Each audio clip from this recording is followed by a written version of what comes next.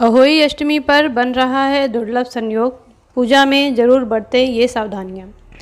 नमस्ते दोस्तों, मैं अनुराधा त्रिपाठी आप सभी का स्वागत करती हूँ अपने चैनल में जिसका नाम है अंश ज्ञान। दोस्तों, आज हम बात करेंगे अहोई अष्टमी व्रत के बारे में। इस व्रत का क्या महत्व है, इस व्रत के नियम क्या हैं, इस व्रत में हमें किन किन बातों का ध्यान रखना चाहिए, इस व्रत की पूजन विधि क्या है, ये सारी बातें आज मैं आपको आगे इस वीडियो में बताऊंगी। दोस्तों, अहोई अष्टमी का व्रत कार्तिक मास के कृष्ण पक्ष की अष्टमी तिथि को रखा जाता है। इस वर्ष अहोई अष्टमी का व्रत 5 नवंबर को रखा जाएगा। हिंदू धर्म में इस व्रत का बहुत ही अधिक महत्व है। अहोई का अर्थ ही होता है अनहोनी को होनी में बदलना। यह व्रत संतानों की लंबी उम्र, सुख, उत्तम स्वास्थ्य और संपन्नता के लिए रखा जाता है। दोस्तों, ऐसी मान्यता है कि इस व्रत को रखने से यदि आपके संतान के साथ कुछ अनहोनी होने वाली है तो व्रत के प्रभाव और माता के आशीर्वाद से वह अनहोनी टल जाता है। कहीं कहीं इस व्रत को आठे के नाम से भी जाना जाता है। यह व्रत करवा चौथ के 4 दिन बाद पड़ता है और करवा चौथ व्रत की तरह ही कठिन होता है क्योंकि इस व्रत को भी निर्जला रखा जाता है। इस व्रत का पारण तारों को देखकर अर्घ देकर किया जाता है। दोस्तों, इस बार अष्टमी तिथि पर एक दुर्लभ संयोग अर्थात रवि पुण्य योग और सर्वार्थ सिद्धि योग का शुभ संयोग बन रहा है।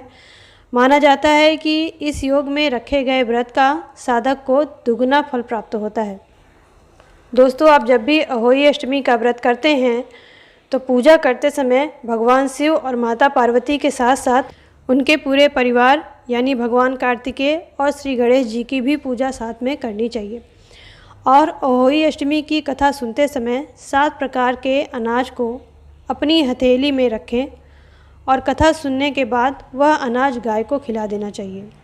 और इसके साथ साथ पूजा करते समय अपने संतान को भी अपने साथ बिठाएं। भगवान को भोग लगाने के बाद सबसे पहले अपने बच्चों को प्रसाद खिलाएं। साथ ही इस दिन ब्राह्मण, ज़रूरतमंदों या गाय को भी भोजन कराना भी बहुत ही अधिक फलदायी माना जाता है। दोस्तों, जब आप व्रत रखते हैं तो सिर्फ व्रत रखना ही महत्वपूर्ण नहीं होता है, अपितु व्रत से संबंधित जो नियम है उनका भी पालन अवश्य करना चाहिए ताकि हमें व्रत का पूर्ण फल प्राप्त हो सके। अहोई अष्टमी के दिन मिट्टी से जुड़ा कोई भी कार्य नहीं करना चाहिए।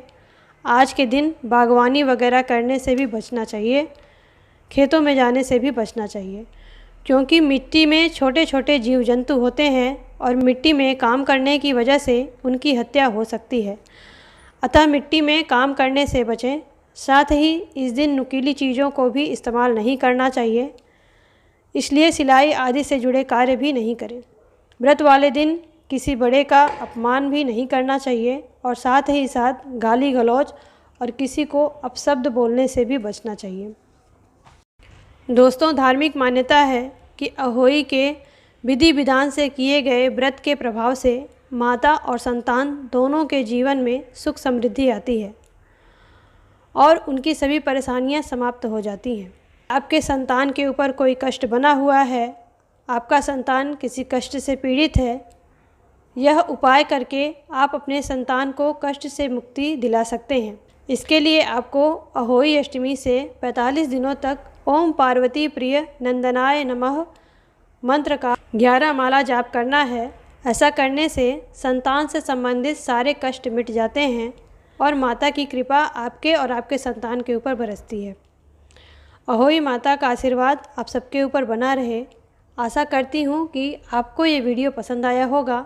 अगर पसंद आता है तो इस वीडियो को प्लीज़ लाइक करें, मेरे चैनल को सब्सक्राइब करना ना भूलें और आगे के वीडियोज़ को देखने के लिए बेल आइकन को दबाएं।